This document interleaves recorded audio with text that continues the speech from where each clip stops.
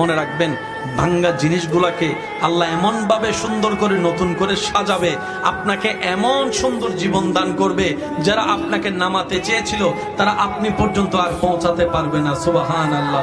যারা আপনাকে টেনে ধরে নামাতে চেয়েছে তারা অনেক পিছনে পড়ে থাকবে, আপনি রবের রহমত নিয়ে অনেক দূরে এগিয়ে থাকবেন।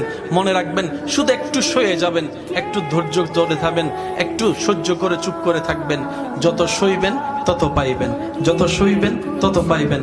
কোনো আফসোস নাই, কোনো আপত্তি নাই, কোনো হা হুতাশ নাই। রবকে শুধু এতটুকু বলবেন, যখনই মন খারাপ হবে সিজদায় মাথাটা ঝুঁকিয়ে, ইয়া রব, আমি যা পেয়েছি কোনো কিছু পাওয়ার যোগ্যতা আমার কাছেই নেই, সব তুমি দয়া করে দান করেছো, সব তুমি দয়া করে দান করেছো।